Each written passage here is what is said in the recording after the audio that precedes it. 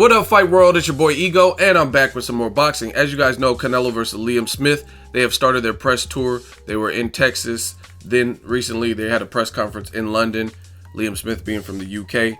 Now I want to talk about some things Oscar De La Hoya said in those press conferences, the one at London particularly, and I'm going to start off with a quote and then give some of my thoughts.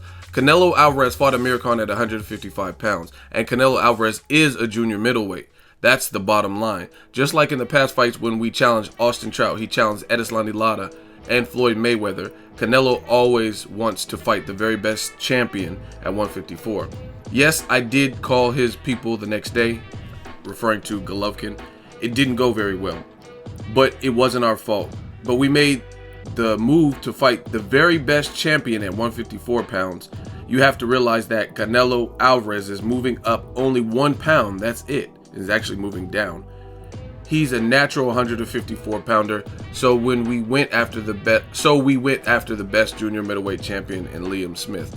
Now, I totally disagree with Oscar De La Hoya on the basis of he's saying that Liam Smith is the best 154 pounder. My question to rebuttal that would be, who is Liam Smith? You look at his brother, Paul Smith, has a better record. He's been in there with Andre Ward. So even though he lost that fight, we were able to see his competitiveness. Or he was in there with Arthur Abrams, guys that have been tested, so we're able to see what he brings to the table. You look at Liam Smith, 23-0 with 1 draw, 13 knockouts, 54% knockout ratio. Nicknamed Beefy, hardcore rapper, but he's beefy. He's 27, and he's 5'9.5". He's taller than Canelo. But you look at these names, Predrag, Radio Civic, Jimmy Kilrain Kelly, John Thompson, where he became a champion, and Willie Monroe after that just beat this guy too. And that was off of a long layoff because Willie Monroe got stopped by Gennady Golovkin, took a long layoff, and then came back on Showtime on the Demetrius Andre, Willie Nelson, and Ruslan Provodnikov, John Molina card, right? David Ezekiel Romero, Robert Talarek, Zoltan Serra, Jason Wellborn. That sounds like the Board Identity or something. Mark Thompson, Eric Ocheng, Max Maxwell, Steve O'Meara. I mean, I don't know any of these guys. So that's cool that he's on a tear with all these knockouts, but I don't know any of them. The only person I've even heard of is John Thompson. And I'm being very honest with you guys. So for Oscar to say that he is the best 154 pounder, I mean, that's ridiculous. Because to be the best, you have to beat the best, or at least compete with the best, like share the ring with the best. Like, I'm not gonna say Maidana is the best welterweight, but he has a resume where he's been in with the best. Floyd Mayweather, Broner, Amir Khan. He's been in there with top-notch. Devin Alexander, top-notch guys. You look at Demetrius Andre, 23-0, more knockouts, 70% knockout ratio, some inactivity. He just beat the 6'4" Willie Nelson, Brian Rose, a UK fighter, Ivanis Matarosin. I mean, that alone is competitive. You look at the Charlo. Oh, actually, I gotta put their name. Right? It's getting crazy in boxing. So we look at the Charlo brothers.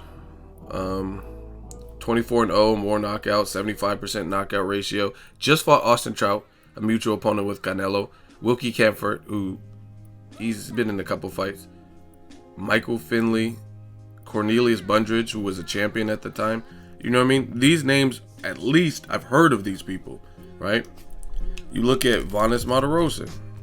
I don't even have to do Erislandy Lara because he already fought him, and you guys know who Lore's been in there with if you follow boxing. 36-3, 21 knockouts, 1 draw, 53% knockout ratio. But he's been in there with Erislandy Lara twice, Ishe Smith, Jermell Charlo, Willie Nelson, Demetrius Andrade, right? So the point being, Sal Roman, this guy who gave Kasim Uma, who gave Gennady Golovkin problems, right? See, some of you guys don't even know that because you don't study your boxing, right? So going back to the quote from De La Hoya, it doesn't make sense because who is Liam Smith beat to be the best? Now, can he be competitive with Canelo? I don't know. That really depends on where Canelo's at. You know what I mean? And most people haven't seen enough of Liam Smith. I mean, he has some size to him, things like that. But that doesn't mean this was the right fight. And the stuff like the Golovkin, why don't you tell the public it didn't go very well? but it wasn't our fault. Okay, what happened? Like, tell the public what happened. So it's just a real precarious situation for Canelo at this point, because he's in a situation where he's getting slaughtered by the public. Even Gennady Golovkin versus Kell Brook, which is a fight, you could say Gennady Golovkin and team have been hypocritical because they're now pulling up a welterweight 2 divisions to the full 160. I get that. But the fight sold out in 12 minutes, right? So there's still an interest in it. People are going to tune in, even if it's for the wrong reasons. I don't see much hype between Canelo and Liam Smith. And the thing I think Oscar De La Hoya is doing wrong is, it sounds like he knows what type of fight this is, the Liam Smith. It wasn't a fight that was warranted. It wasn't a fight that was asked for from the public. And he's overly trying to sell it. He's like trying to overcompensate for it. Like, let's say I'm doing an interview and I'm interviewing Josesito Lopez. You know what I mean? Sturdy, solid guy. But then I'm like, oh, I'm here with Josesito Lopez, the #1 pound for pound boxing superstar in the world. And I put all these extras on it. Then people reading the comments, they're going to be like, I mean, really? That's Josesito Lopez. You look at his resume, he has several losses. And I'm not downing, this is just a random name out of the hat. But if you think about it, that would almost sound offensive that it sounds like I'm being facetious or being sarcastic or condescending, I guess you could say, if I put all that on it. Oh, I'm with Josesito Lopez, bar none, the pound for pound #1, numero uno. You know what I mean? I'm doing all that. You'd be like, what? Like, you act like you're talking about Mayweather or Pacquiao. This is like, we're talking about Josesito Lopez. And to me, that's kind of what Oscar is doing with this particular fight. In an attempt to sell it, he's saying crazy things about the fight, saying Liam Smith is the #1 pound, 154 pounder. Based on what? Like, style-wise? I don't, like, you put Liam Smith in with Charlo brothers, Demetrius Andrade. I don't think he would be favored to beat those guys. Or even Avanes Martirosyan. I don't know. All those guys have better resumes to me. So, in an effort to sell this, I think De La Hoya is overcompensating it. Saying stuff like Canelo is a junior middleweight.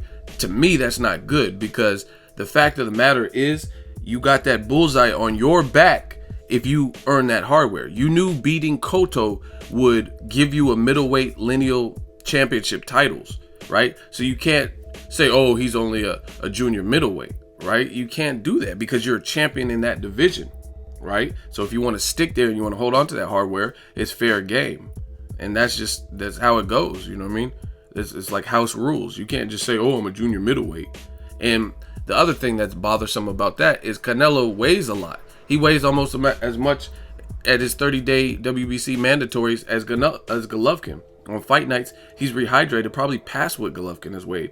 You know what I mean? 170, 173, 175. He looked very big versus Miguel Cotto, right? So to say that, that's another reason why that doesn't make sense. But the biggest reason is he was a champion at middleweight. So you can't say, oh, he's a true junior middleweight. And the way Canelo's being handled, there's so many ways to slice it where it doesn't look good. Because, okay, he's not a true middleweight, but why is he fighting at 155 instead of junior middleweight? For his last 5 fights, why not fight at 154 like every other junior middleweight? Why have that added 1 pound advantage? You know what I mean? Especially when you're bringing up guys like Amir Khan. You know what I mean? There's just too many ways to slice it. You can't have it both ways.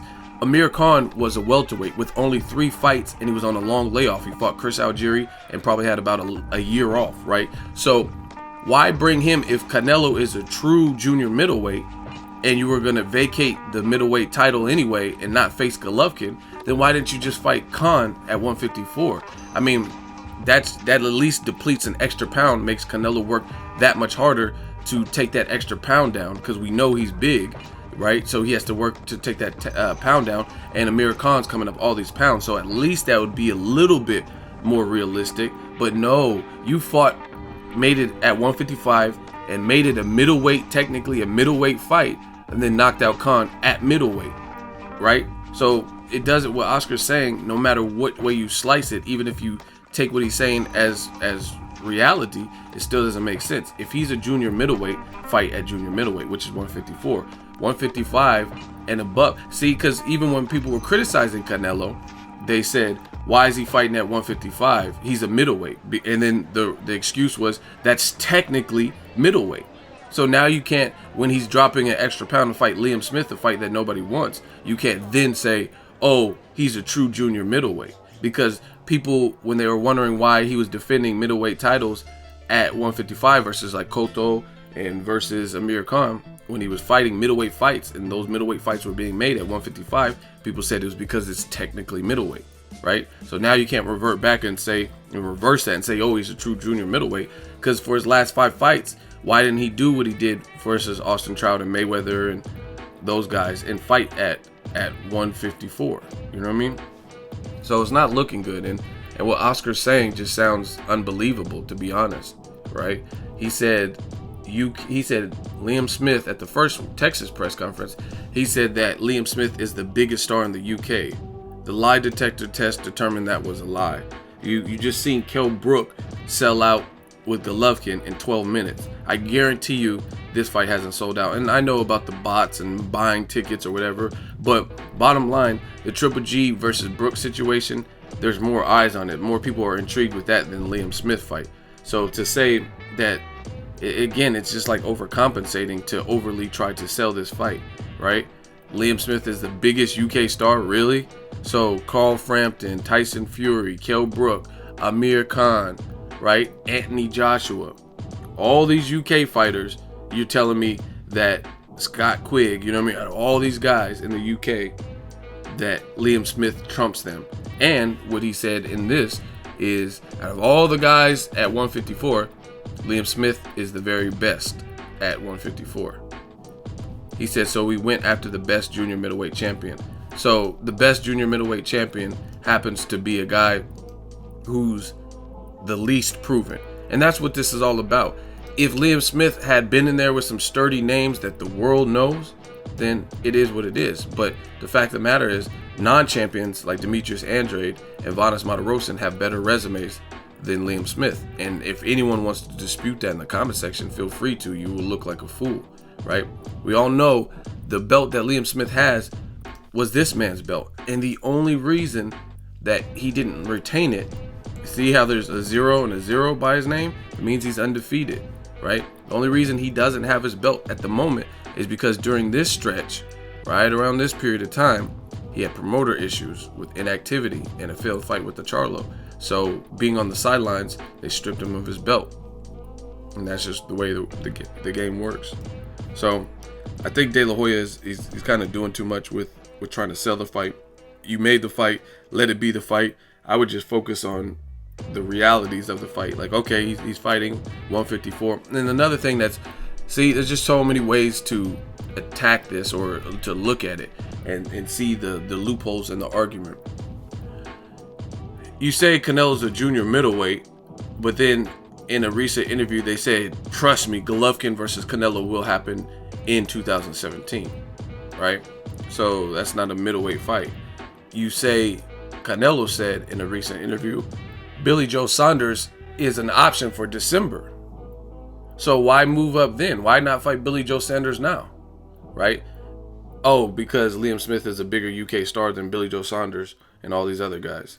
It's just not making sense to me.